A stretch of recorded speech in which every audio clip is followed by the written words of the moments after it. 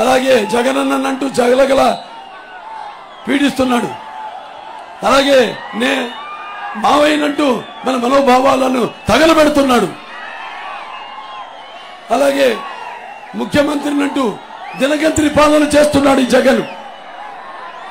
అలాగే నేనుంటే అంటూ అవును నువ్వు ఉంటే ఎంత దుర్మార్గం దగా మోసం ఉంటుందో నిరూపించాడు జగన్. అలాగే దళితులకు అండంగా ఉంటానని చెప్పి వాళ్ళ చావులతో తన ఆఖరి కేకలు ఆర్పుకుంటున్నాడు. మహిళలకి అక్క చెల్లెలు నా అన్నదమ్ములు అంటూ ఆ అక్క చెల్లెలు అన్నదమ్ముల ఆస్తిలో వాటా అడుగుతున్నాడు ఈ జగన్. అలాగే నా అక్క చెల్లెలంటూ వాళ్ళందరూ ఉసురు పోసుకుంటున్నాడు. అలాగే రాజధాని రైతులు వాళ్ళ మెతుకులు రక్తపు గూడులో మార్చాడు. అలాగే నేను ముఖ్యమంత్రిని అంటూ దినగంత్రి పాలన చేస్తున్నాడు ఈ జగన్. అలాగే ఒక నియంత్రుడిలా తయారయ్యాడు, నయవంచకుడిగా తయారయ్యాడు ఈ జగన్. అలాగే ఋషికొండ చూస్తున్నాం మనం. తవ్వి తన కండగావరం ఎంత ముదిరిపోయిందో చూపిస్తున్నాడు ఈ జగన్. ఇక నీ ఆటలు సాగవ జగన్. రేపు ఎన్నికల్లో మీరు సమాధానం చెప్పాలి. నీ పొగరు నడుము విరిచే రోజు వచ్చింది. నీ మెడలు నరాలు తెగే సమయం వచ్చింది. అడుగడుగులో నిండిన నీ అహంకారం అంతమయ్యే ఈ ఎన్నికల యుద్ధం మొదలయ్యింది. ఇన్ని రోజులు నీ ఇష్టం వచ్చినట్టు నువ్వు నీ యొక్క అధికారాన్ని కొనసాగించావు. దాన్ని అంతం అందించే ఈ యొక్క తుఫాను ఏదైతే మనం ఉంటాం చూడటానికి నిశ్శబ్దంగా ఉంటుంది. ఒక్కసారి అలలు లేచాయా సునామీ, అటువంటి సునామీ యుద్ధం రాబోతోంది అని మీ అందరికీ తెలియజేసుకుంటున్నాను. కాసుకో జగన్. రేపు ప్రజల తీర్పు ఎంత గట్టిగా నీ గుండెను కొడుతుందో, ఇన్నాళ్ళు ప్రజలను నువ్వు పెట్టిన ఆవేదనకు నీ నవరాణులను కృంగతీస్తానని తెలియజేసుకుంటున్నాను. ముందు 5 ఏళ్లు 3 ఏళ్లు రాజధాని పేరుతో గడిపేశాడు. దాని తర్వాత నవరత్నాల పేరుతో మీ అందరి నడుములు కృంగతీశాడు. నవరత్నాలతో ఏం చేశాడు? మొత్తం రాష్ట్రాన్ని అప్పుల పాలు చేశాడు. 12 లక్షల కోట్ల రూపాయలు ఎవడ సొమ్ము. దాంట్లో అతను ప్రకటించిన నవరత్నాలకు అతను ఖర్చు పెట్టేదంతా 2.5 లక్షల కోట్ల రూపాయలు. మిగతా 10 లక్షల కోట్ల రూపాయలు ఏమైందని అడగండి. రేపు తీర్చేది మనమే. ఆ అప్పు మన మీద భారం. ఇది ఒక చెత్త ప్రభుత్వం, రాజధాని లేని ప్రభుత్వం, చేతగాని ప్రభుత్వం, బాధుడే బాధుడు, ఇదేం కర్మరా బాబు అని అందరు రేపు మీరు ఇప్పుడు అంటున్నారు లోపల. ఇక బయట పడాల్సిన సమయం ఆసన్నమైంది. మీరంతా కూడా ఇదే ఏదైతే చూపిస్తున్నారో ఈ ఉరకలెత్తుతున్న ఉత్సాహం రేపు ఎన్నికలు కూడా అప్పుడు కూడా చూపించాలని మీ అందరు తెలియజేసుకుంటున్నాను. ఎందుకంటే రేపు అతను మళ్ళీ రెడీ అంటున్నాడు. 1600 కోట్ల ప్రజాధనాన్ని తన రెడీ హోర్డింగ్కి ఖర్చు పెట్టాడు. ఎవడ కోసం మీ 1600 కోట్లు? దేనికి రెడీ? మళ్ళీ మాయలు చేయడానికి రెడీయా? లేకపోతే అక్రమాలు దౌర్జన్యాలు చేయడానికి రెడీయా? మరి ఇంకో 100 సంవత్సరాలు ప్రజలకు దొరకకుండా ఈ యొక్క ఇసుక పాత్రలను తెవ్వి లక్షల కోట్లు దొబ్బడానికి రెడీయా? లేకపోతే ఈ యొక్క చీప్ లిక్కర్ ఏదైతే జే బ్రాండ్ మద్యాన్ని ఏరులో ప్రవహించి లక్షల కోట్లు దొబ్బడానికి సిద్ధమా?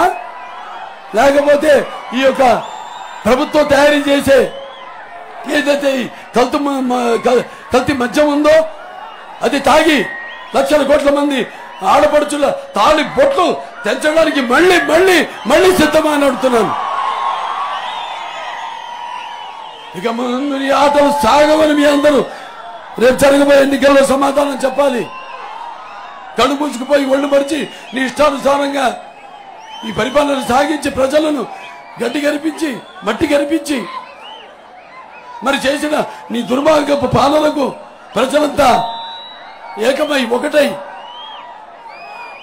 వాళ్ళు చెవిచ్చే పట్టి రేపు ఎన్నికల్లో మరి మీ యొక్క ఉనికిని కాపాడుకోవడానికి మీరంతా నిష్ఠాను దీక్షగా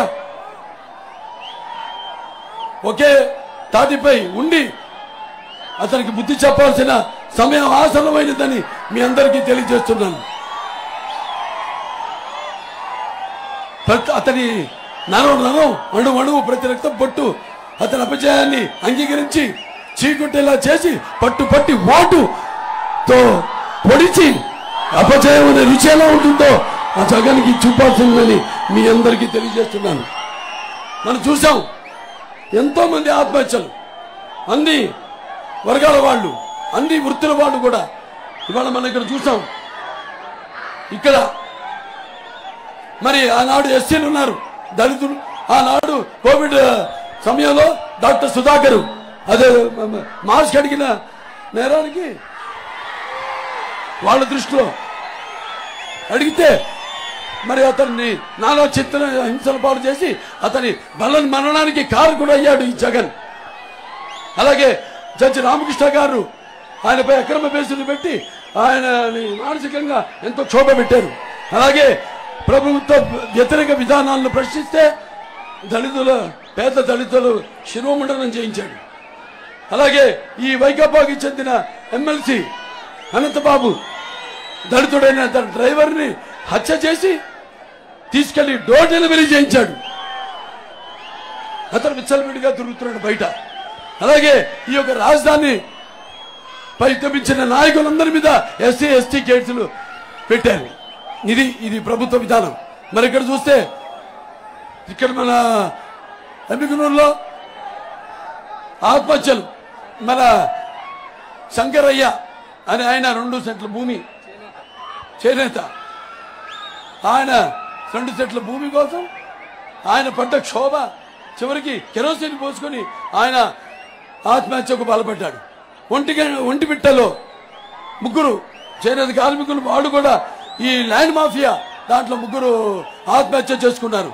పెడలలో 3 అప్పుల బాధ భరించలేక చేనేత కార్మికులు. అలాగే మన ధర్మవరంలో 2. అలాగే ఇక్కడ చూసాం మనం మైనారిటీల పైన. మైనారిటీ ఇక్కడ మిగ్నూరులో మైనారిటీ బాలిక హజీరాబీ ఆవిడ మానభంగం చేసి ఎంత దారుణంగా అసలు ప్రవర్తించారు వీళ్ళు. మన కళ్ళ ముందే కట్టినట్టుగా ఎన్నెన్నో వాళ్ళు చేసిన దారుణాలు ఎన్నో. కాబట్టి మనం గుర్తుపెట్టుకోవాల్సింది ఒకటే, ఇక్కడ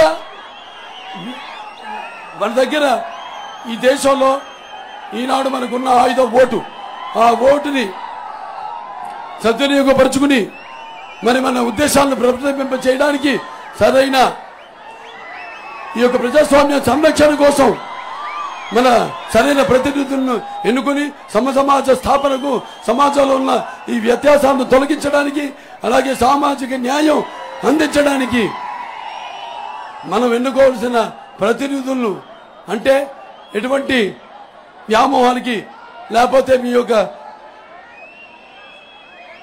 బలహీనతలకు గురి కాకుండా అందరు ఏకతాటిపై ఉండి ఈ ఓటు అనే ఆయుధంతో మీరంతా మళ్ళీ మీ సుస్థిరమైన ప్రభుత్వం, జవాబుదారీ ప్రభుత్వం, ప్రజాస్వామ్యానికి మళ్ళొక సరైన నిర్వచనం, మీరు పరిపక్వత చెందిన చైతన్యవంతులని మరొకసారి చరిత్రలో సువర్ణాక్షరాలతో లిఖించబడినట్లుగా మీ పేర్లు రచించుకోవాలని మీ అందరికీ నేను విన్నవించుకుంటున్నాను.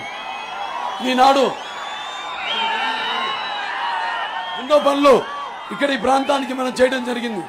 ఇక్కడ మన టెక్స్టైల్ పార్క్ కి మరి 100 ఎకరాలు మనం శాంక్షన్ చేయడం జరిగింది. దాన్ని అది రియల్ ఎస్టేట్ చేసి వ్యాపారంగా మార్చుకున్నారు ఈ వైకాపా వాళ్ళు. దాంతో ఆర్డీఎస్ రైట్ కెనాల్ నుంచి సాగునీరు కోసం 1984 కోట్ల రూపాయలు శాంక్షన్ చేసి మరి దాన్ని మనం టెండర్కి పిలిస్తే రివర్స్ టెండరింగ్ అంటూ దాన్ని ఆపేసింది ఈ వైకాపా ప్రభుత్వం. అలాగే ఈ యొక్క తాగునీరు సంబంధించిన గాజుల దిండి నుంచి మరి 146 కోట్లతో ప్రతి ఇంటికి తాగు నీరు ఇవ్వాలి అని మనం శాంక్షన్ చేస్తే దాన్ని ఆపేశారు. ఆనాడు మన నాన్నగారు అలాగే మన రాజశేఖర రెడ్డి గారి తండ్రి గారైన మోహన్ రెడ్డి గారు వాళ్ళు కలిసి ఈ యొక్క గుడికల్లులో ఎస్ఎస్ ట్యాంకు అంటే ముందు భవిష్యత్తులో అవసరాన్ని దృష్టిలో పెట్టుకుని ఆనాడు 100 ఎకరాలు శాంక్షన్ చేయడం జరిగింది. అది కూడా పూర్తి చేయలేదు వీళ్ళు. దాన్ని కూడా వ్యాపారంగా మార్చుకుని కొన్ని 250 కోట్లు విలువైన ఆ భూమిని వాడుకో స్వాహా చేశారు. ఇది వీళ్ళు చేసిన అభివృద్ధి. ఎక్కడైనా ఒక్క రోడ్లో కూడా ఒక్క గొయ్యి కూడా మడితో పూడ్చారా అని నేను అడుగుతున్నాను. అభివృద్ధి లేదు, ప్రజల ప్రాణాలకు సెక్యూరిటీ లేదు, అలాగే సంరక్షణ లేదు, అంత పతనం. ఇవాళ మనం ఒకటే గుర్తుపెట్టుకోవాలి, మన రాష్ట్రానికి మన పసుపు జెండానే అండా దండ అని. రేపు పసుపు దండు కదిలితే మొత్తం అక్కడ తాడేపల్లిలో జగన్ గుండెలో దడ పుట్టింది.